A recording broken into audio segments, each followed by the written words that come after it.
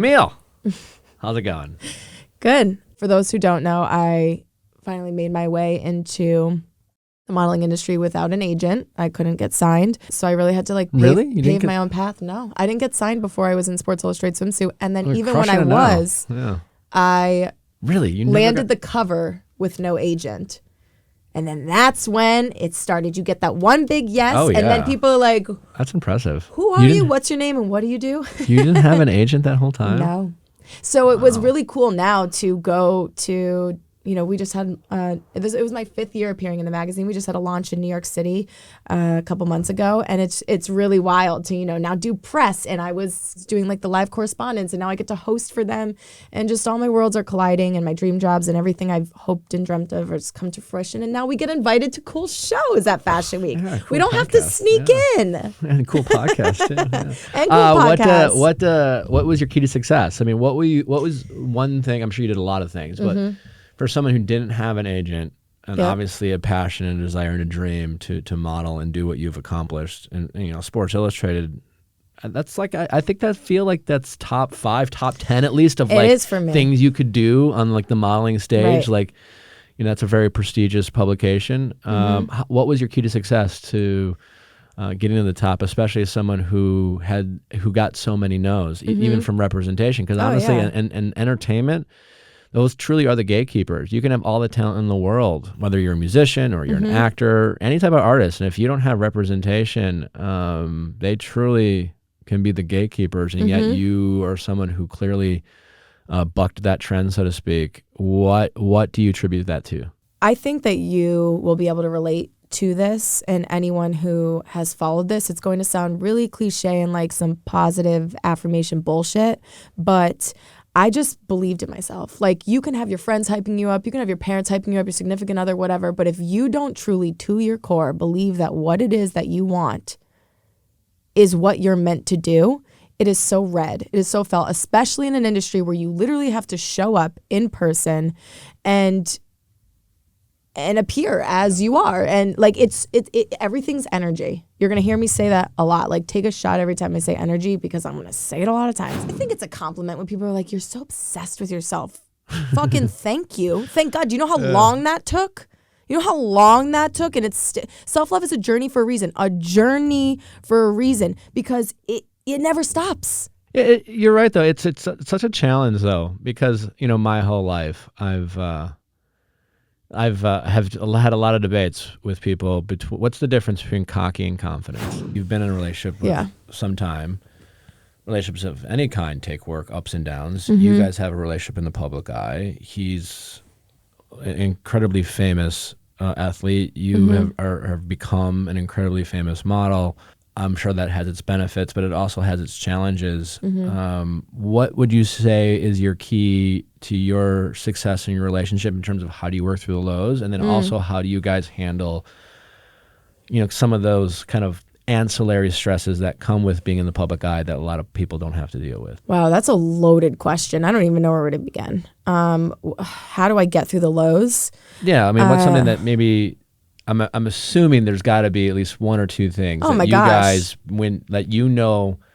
if you're together this long, if you work together, you guys. No, totally. I know exactly. How you guys are resolving conflict or work through it to even avoid conflict in the first place. Because that's to me one of the biggest keys of any relationship is working through your problems, because problems are inevitable and they're going to happen. And how do two people do that? Because, I don't know Rob at all. I know you a little bit, but the more successful, the more beautiful, the more ego you might have, it also can be, it can be a trigger for couples, right? The harder they fall, so to speak. He is my best friend for life, and life just feels easy. And I don't know why it's gonna make me emotional. I guess my relationship, for as public as it is, it's even talking about this thing publicly, it's a fear of mine to talk about it publicly, but I just know that it's okay. This is who I am, I like to share things. I like to be open.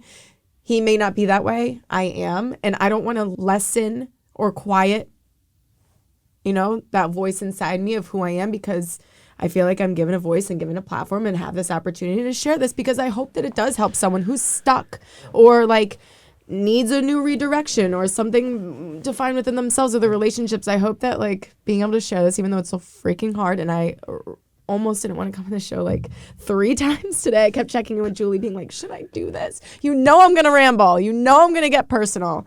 So this is hard for me, but at the same time, like, it doesn't matter the status of like myself and Rob in the celebrity world. It's like we're 2 human beings trying to figure it out and enjoy this life that we have. There's been a ton of media attention around Tom Brady and Gisele Bundchen, and I think, Camille, you're in such a unique vantage point of really understanding some of what it is like to date a football, not just a football player, but a football star. And I'm really curious for you, like, how you're making sense of all this. Like, most recently, Gisele tweeted support for Tom, but didn't go to his opening game. And there were reports that he left training camp in August for 11 days to go be with his family on vacation because their marriage, they were going through some tension, especially in the wake of his retirement. And I'm curious for you, like, how you make sense of this and kind of the perspective that you have.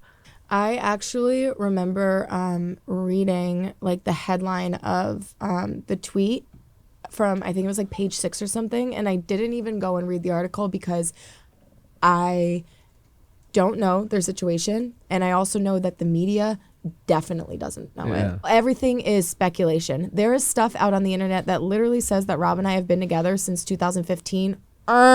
That's what you think. If you believe everything you read on the internet, you got problems, for real. It's not like only you know. Like their family, their privacy, and I actually think that they're a beautiful representation of how celebrities should treat the media. Ignore it. Their family knows what they're going through better than anyone. And honestly, it could be that they're completely fine. Camille? Yes. Thanks so much for coming. Oh, thank you for having me. What a pleasure. I want to thank you for being so vulnerable and open. I know it's not always easy to do, but... I'm already I'm going to be honest, I'm already like, am I regretting this? But you want to know what? What would you regret? Being as open as I was about my relationship. It's something I don't do that. Very inspiring. Honestly, let me put it this way. If anything I said today helped somebody, just slide in my DMs and let me know.